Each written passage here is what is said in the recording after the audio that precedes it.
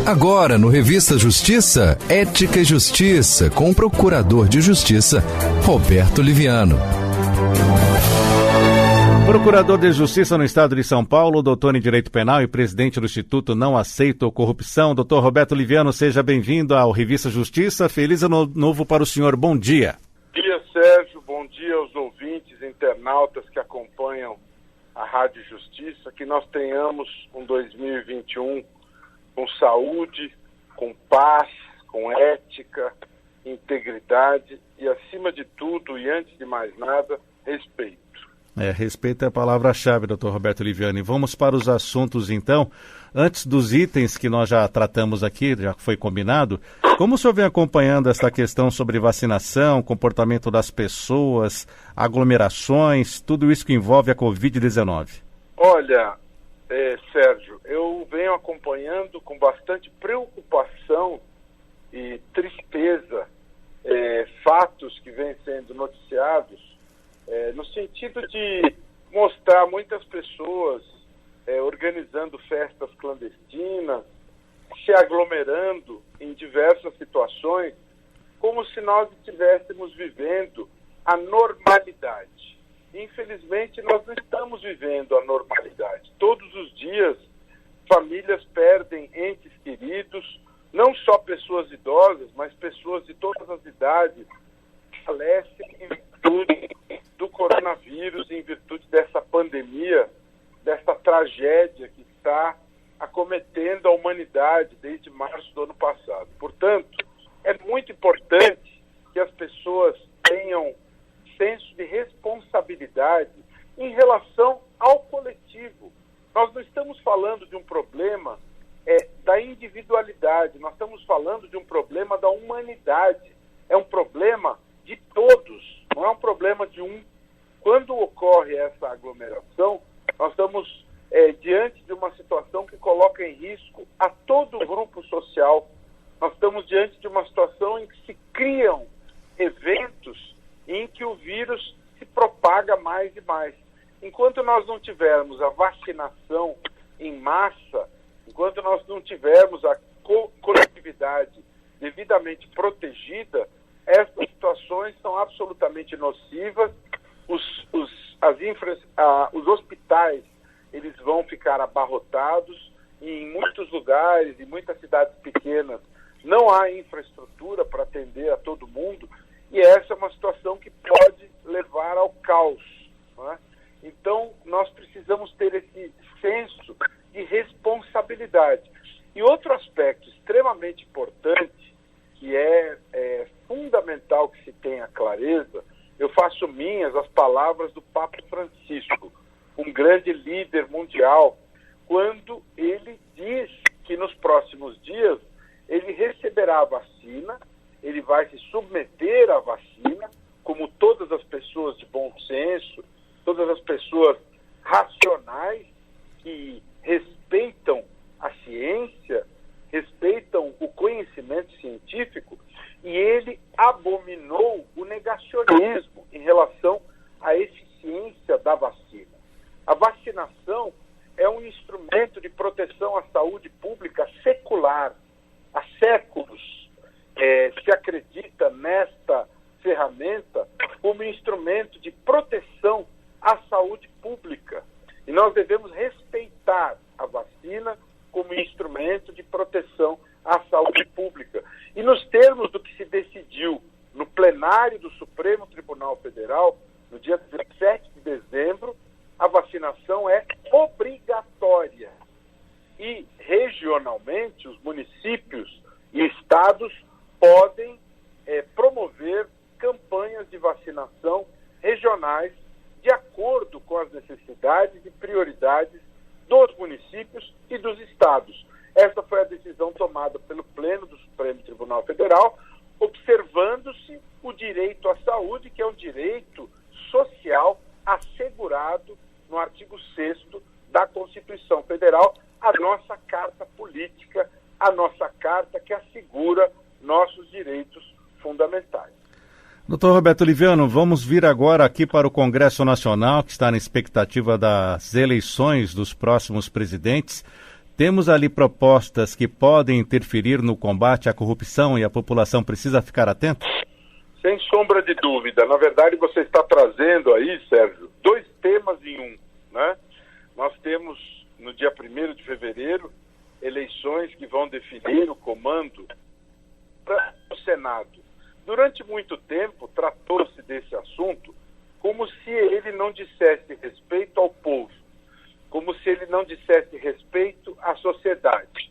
Mas a cada dia que passa, as pessoas têm mais consciência, aumenta o grau de percepção em relação à importância dessas escolhas para a vida em sociedade. É lá na Câmara, é lá no Senado que são decididas questões cruciais. É lá que se decide o que é pautado, o que não é pautado. É lá que se decide se há segmento ou não nos pedidos de impeachment. É lá que se decidem as escolhas de nomes cruciais, como ministros do Supremo Tribunal Federal, ministros do Tribunal de Contas da União, embaixadores, etc, etc, etc. Portanto, as escolhas do presidente da Câmara e do Senado, elas não são meras escolhas formais, meras escolhas interna corporis, elas são escolhas de interesse da sociedade. Portanto, a meu ver, Sérgio, é muito importante que esse tema seja tratado de forma mais aberta com a sociedade.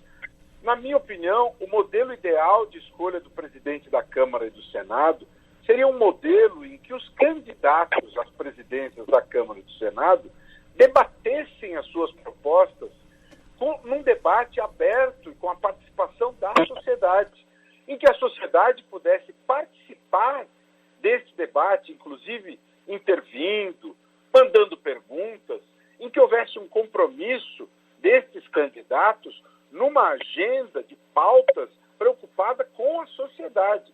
Não é razoável que essas candidaturas estejam voltadas para interesses corporativistas da Câmara e do Senado. Os interesses que devem ser os prioritários são os interesses maiores da sociedade. É muito importante que todo o país saiba como pensam estas candidaturas a respeito de temas cruciais como esse que você falou: combate à corrupção, ações afirmativas, o tema do racismo, o tema da violência contra a mulher, e tantos temas como saúde, educação, desigualdade social. Esses temas, os nortes da atuação do presidente da Câmara, do presidente do Senado, é necessário que ele explicite como vai se comportar. É necessário que ele explicite como se comportará em relação à chefia do Executivo.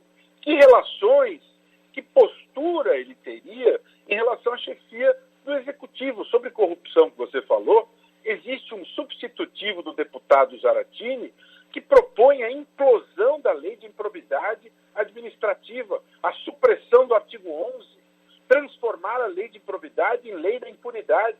Isso é inadmissível. É necessário saber dos candidatos que postura tem em relação a essa proposição. A comissão que o presidente Rodrigo Maia estabeleceu sobre a lei de lavagem, que posição tem os candidatos, tanto da presidência da Câmara do Senado, em relação a isso? Porque há uma perspectiva sombria de enfraquecer a lei de lavagem de dinheiro. Fala-se até em tornar impunível a conduta que foi atribuída ao ex-ministro, ex-deputado Gedel Vieira Lima, surpreendido com 51 milhões no apartamento em Salvador. Isso envergonharia o povo brasileiro e o país perante o mundo. Então nós precisamos saber desses candidatos que postura eles terão, se eles vão colocar a Câmara e o Senado abertos para a sociedade, se terão portais de transparência verdadeiros, se levarão a Câmara e o Senado para o caminho do compliance, da integridade, da accountability, ou para o caminho da opacidade. Isso é muito importante. Doutor Roberto Liviano, temos também alguma alteração até a criação da Lei Geral de Proteção de Dados Criminais?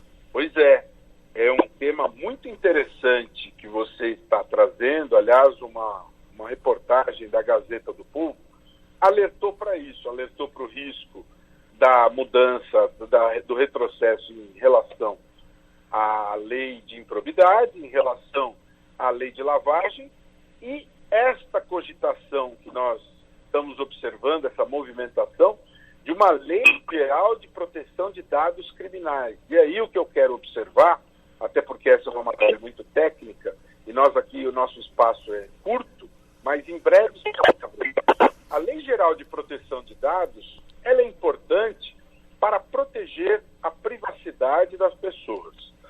Ela é uma lei relevante para que nós não tenhamos invasões de privacidade, para que nós não tenhamos abusos, né? Para que nós tenhamos respeito à intimidade e à privacidade das pessoas. No entanto, usando-se esse argumento, fala-se em criar uma lei geral de proteção de dados criminais, cujo verdadeiro propósito, teme-se, seja dificultar a punição criminal. E não é esse o espírito de uma lei de proteção de dados. Quando você fala em lei de proteção de dados, você quer proteger a intimidade das pessoas. E isso que parece, essa movimentação que parece que se tenta construir, é uma movimentação no sentido de, usando esse argumento da LGPD, criar uma barreira, um obstáculo, uma dificuldade, uma burocracia, realmente um escudo protetor e dificultador para a punição criminal. E é tudo que nós não queremos. É sempre bom lembrar que uma nova lei é feita para trazer o bem-estar da sociedade. Uma nova lei é feita sempre observando o princípio da supremacia do interesse público. Então, se se quer pensar em lei geral de proteção de dados criminais, vamos olhar com lupa, vamos olhar com microscópio se existe a supremacia do interesse público presente nos motivos ensejadores deste projeto. Porque é esse o norte que sempre deve estar presente nessas mudanças legais. E para finalizar, doutor Roberto Liviano, Estados Unidos eliminam um importante canal de lavagem de dinheiro e já que estamos falando de mudanças de projetos que podem até abrandar o combate à corrupção, temos na Câmara a possibilidade de mudança na lei da lavagem de dinheiro? Pois é, nós temos nos Estados Unidos notícia alvissareira no sentido do fortalecimento, Sérgio, da legislação relacionada à lavagem de dinheiro, porque eles estão lá eliminando o importante canal de lavagem, exigindo-se a revelação do nome dos proprietários de empresas fantasma, né, amplamente usadas para desviar bilhões de dólares. Né?